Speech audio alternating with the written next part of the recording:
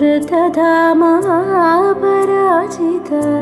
दुरावह प्रणवात्मिक अधिकस्वरातुतिशारद नमोऽस्तु ते। श्यामाम्बरं मुखसागरं तुलसीदलम् अतिसुन्दरम् कनकासुखं